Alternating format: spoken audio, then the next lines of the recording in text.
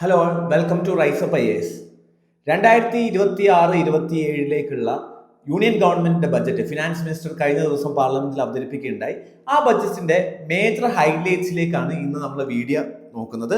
സ്വാഭാവികമായിട്ടും ബജറ്റ് എന്ന് പറയുന്നത് article 112 of the constitution which says that annual financial statement എന്നാണ് ബജറ്റിനെ വിളിക്കുന്നത്. പ്രസിഡന്റ് ആണ് ആനുവൽ ഫിനാൻഷ്യൽ സ്റ്റേറ്റ്മെന്റ് പാർലമെന്റിൽ ബോത്ത് ഹൗസ് ഓഫ് ദ പാർലമെന്റിൽ അവതരിപ്പിച്ചു എന്നുള്ളത് ഉറപ്പുവരുത്തുന്നുണ്ട്. So on behalf of president it is the finance minister usually by convention present the budget. So ബജറ്റിനെ പറ്റി പറയുമ്പോൾ ബജറ്റ് ജസ്റ്റ് ഒരു ആനുവൽ ഫിനാൻഷ്യൽ സ്റ്റേറ്റ്മെന്റ് മാത്രമല്ല. ഇവിടെ ഫോർമർ US പ്രസിഡന്റിന്റെ ഒരു കോട്ട് വളരെ ഇമ്പോർട്ടന്റ് ആണ്.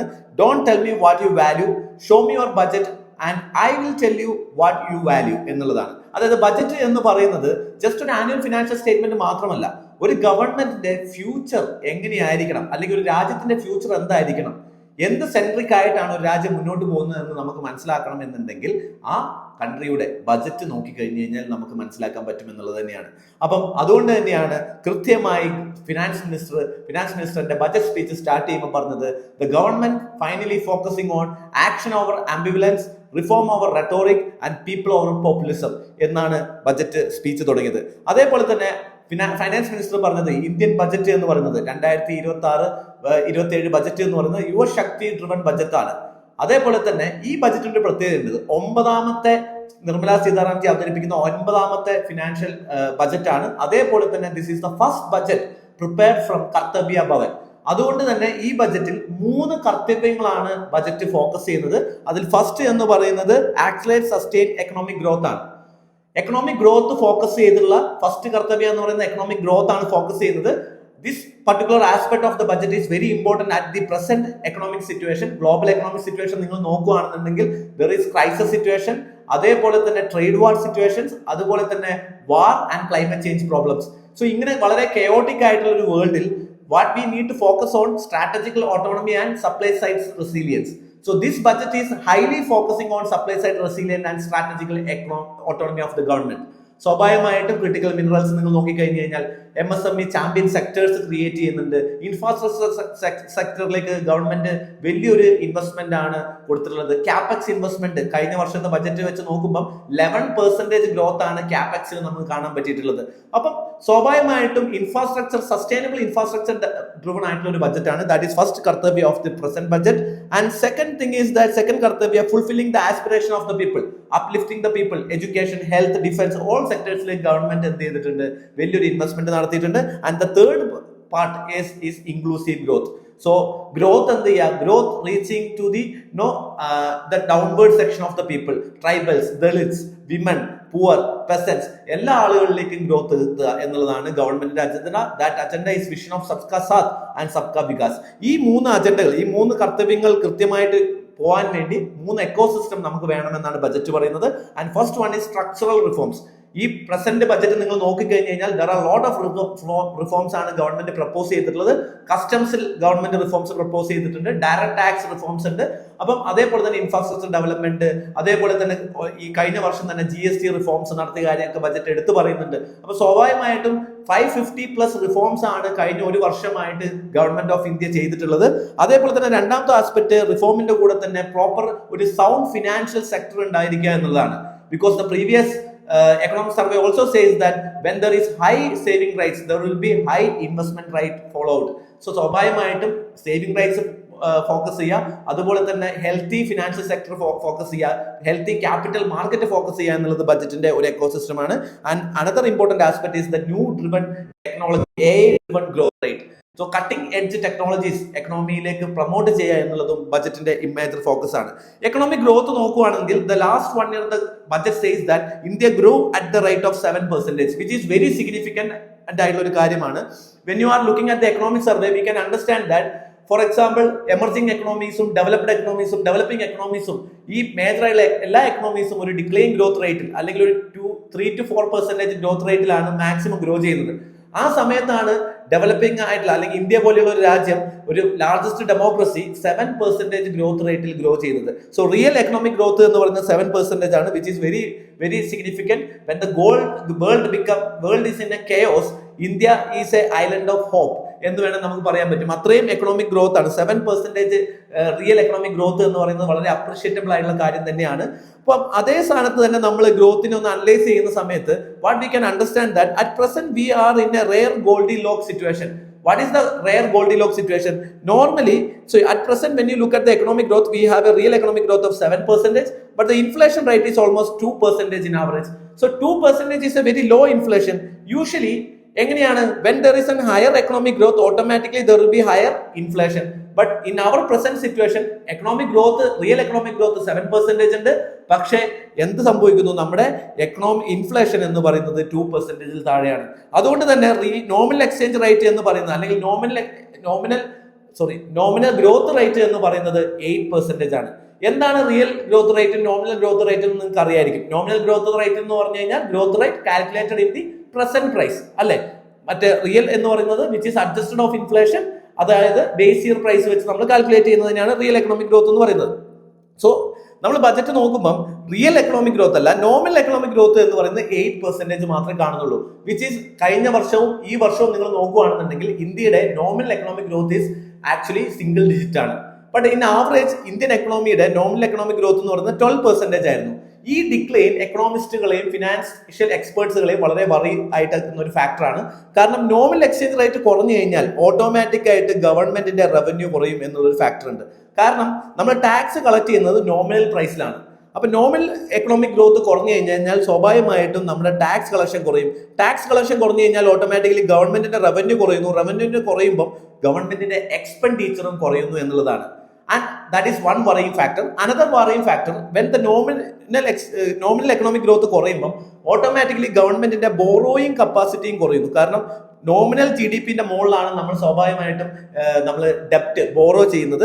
അപ്പം നോമിനൽ എക്കണോമിക് ഗ്രോത്ത് കുറയുക എന്നുള്ളത് ആവറേജ് 12 പോയിക്കൊണ്ടിരുന്ന ഇന്ത്യയുടെ നോമിനൽ എക്കണോമിക് ഗ്രോത്ത് ഇപ്പം ഒരു സിംഗിൾ ഡിജിറ്റ് ആയിട്ടാണ് കഴിഞ്ഞ 2 വർഷവും നോമിനൽ എക്കണോമിക് ഗ്രോത്ത് അത്രേ ഉള്ളൂ. Which is a worrying some factor. Otherwise real economic growth നോക്കുവാണെങ്കിൽ 7% എന്ന് പറയുന്നത് ഇതൊരു വലിയ ഫാക്ടർ തന്നെയാണ്. പക്ഷേ ഒരു പ്രസന്റ് ഇയറിന്റെ എക്കണോമി നടത്തിപ്പ് നോക്കുമ്പോൾ നമ്മൾ എപ്പോഴും ഫോക്കസ് ചെയ്യേണ്ടത് നോമിനൽ എക്കണോമിക് ഗ്രോത്ത് തന്നെയാണ്.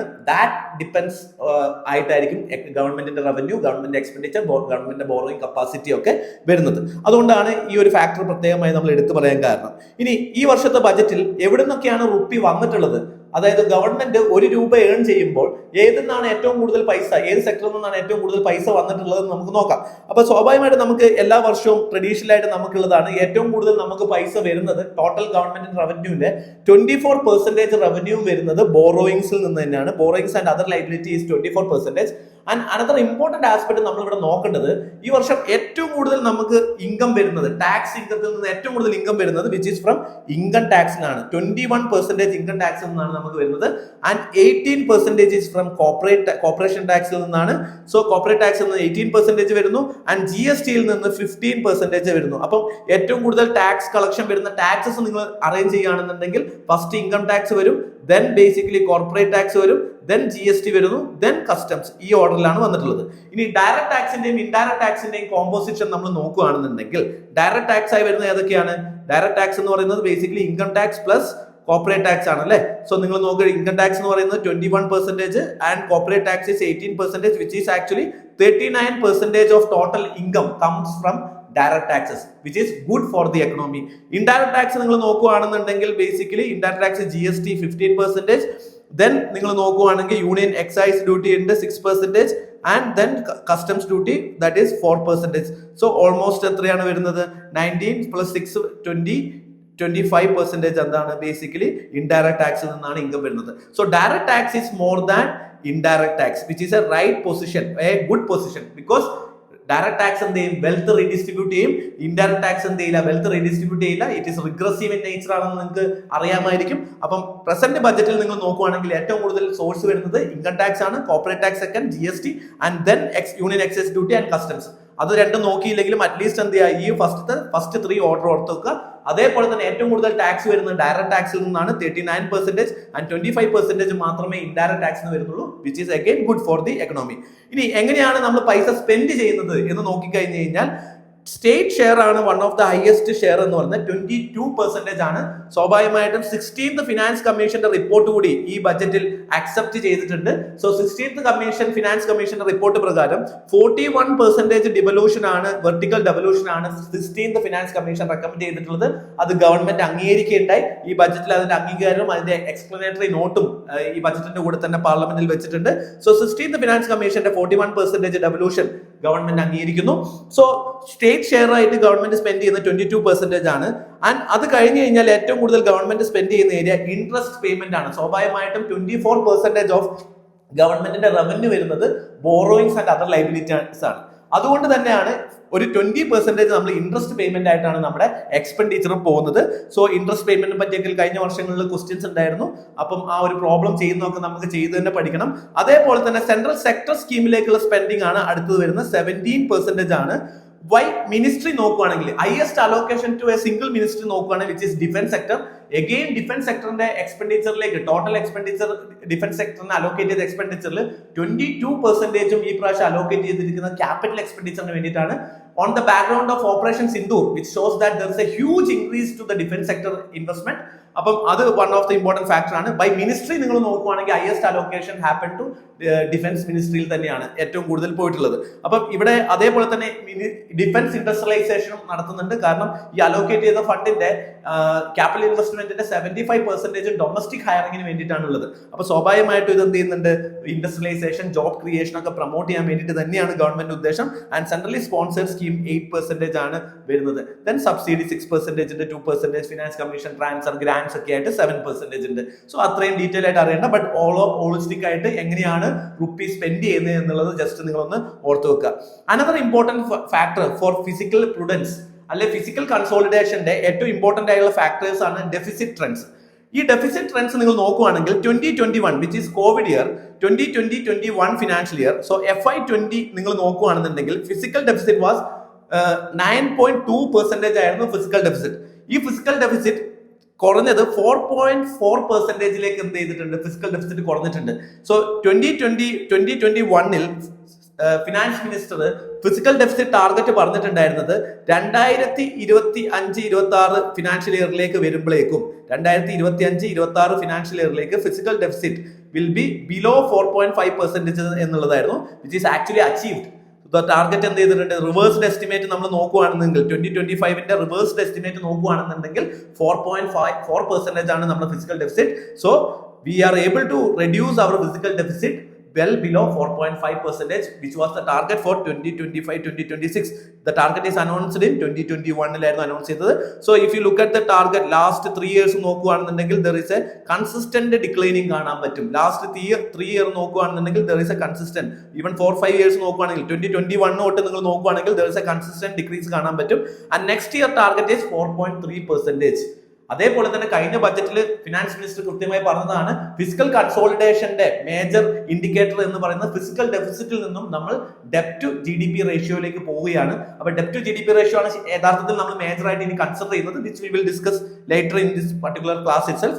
സോ അതിനുശേഷം നമ്മൾ നോക്കുകയാണെങ്കിൽ റവന്യൂ ഡെഫിസിറ്റും ഇതേ ട്രെൻഡ്, ബാക്കിയെല്ലാം ഇതേ ട്രെൻഡ് തന്നെയാണ് ഫോളോ ചെയ്യുന്നത്. പക്ഷെ നിങ്ങൾ മനസ്സിലാക്കേണ്ടത് effective revenue deficit is even below than the primary deficit. എന്താണ് ഫിസിക്കൽ ഡെഫിസിറ്റ്, എന്താണ് റവന്യൂ ഡെഫിസിറ്റ്, എന്താണ് എഫക്റ്റീവ് റവന്യൂ ഡെഫിസിറ്റ്, ആൻഡ് എന്താണ് പ്രൈമറി ഡെഫിസിറ്റ് എന്നൊക്കെ സ്റ്റാറ്റിക് ആയിട്ട് നിങ്ങൾക്ക് അറിയായിരിക്കും. ഇല്ല എന്നുണ്ടെങ്കിൽ റിവിഷൻ ചെയ്യാം, അല്ലെങ്കിൽ നമ്മുടെ ഡീറ്റെയിൽ ബഡ്ജറ്റ് ക്ലാസ് കാണുമ്പോൾ we will be explaining all this concept. അതേപോലെ ഇതിന്റെ പ്രോബ്ലം ചെയ്യാൻ നിങ്ങൾ പഠിക്കണം, ബിക്കോസ് ലാസ്റ്റ് ഇയർ തൊട്ട് 2 ക്വസ്റ്റ്യൻസ് ആണ് ഈ ഒരു പർട്ടിക്കുലർ ഏരിയയിൽ നിന്ന് പ്രിലിംസിൽ വന്നിട്ടുള്ളത്. അപ്പം effective revenue deficit is even below than. Last 3-4 ഇയേഴ്സിൽ നിങ്ങൾ നോക്കുകയാണെന്നുണ്ടെങ്കിൽ എഫക്റ്റീവ് റവന്യൂ ഡെഫിസിറ്റ് എന്താണ്, അതിന്റെ അർത്ഥം എന്താണ്, ബേസിക്കലി ഗവൺമെന്റ് സ്റ്റേറ്റിന് കൊടുക്കുന്ന ഫണ്ടിൽ കൂടുതലായിട്ടും എന്തിലേക്ക് പോകുന്നുണ്ട്, ക്യാപിറ്റൽ അസറ്റ് ഫോർമേഷനിലേക്ക് പോകുന്നുണ്ട്, which is A good thing. So ആ ഒരു ബിലോയിലേക്ക് താഴേക്ക്, ഈവൻ പ്രൈമറി ഡെഫിസിറ്റിന്റെ താഴേക്ക് വരുന്നത് നിങ്ങൾക്ക് എന്ത് ചെയ്യാൻ പറ്റും, ഈ ഒരു ട്രെൻഡിൽ നിന്ന് കാണാൻ പറ്റും എന്നുള്ളതാണ്.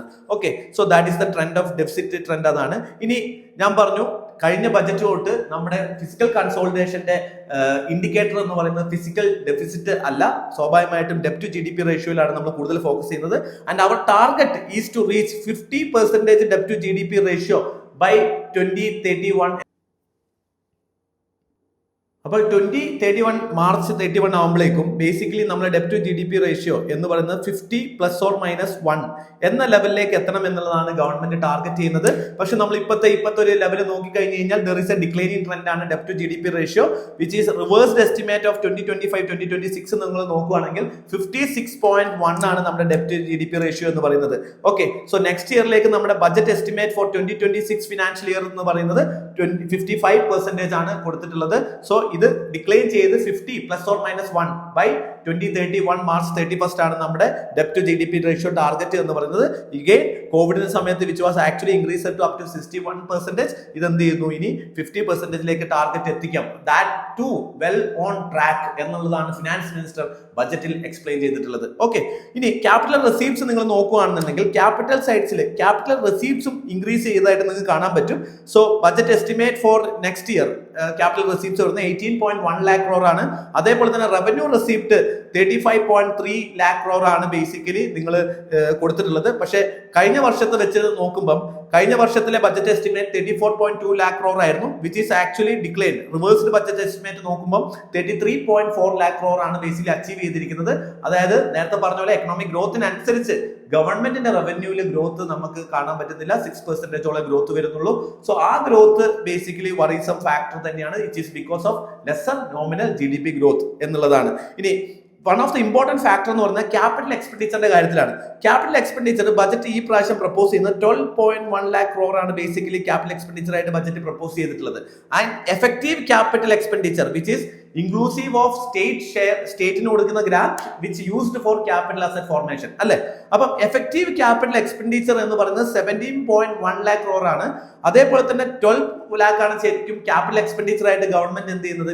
12 lakh crore ആണ് ക്യാപിറ്റൽ എക്സ്പെൻഡിച്ചർ ആയിട്ട് ഗവൺമെന്റ് ബജറ്റിൽ അസൈൻ ചെയ്തിരിക്കുന്നത്.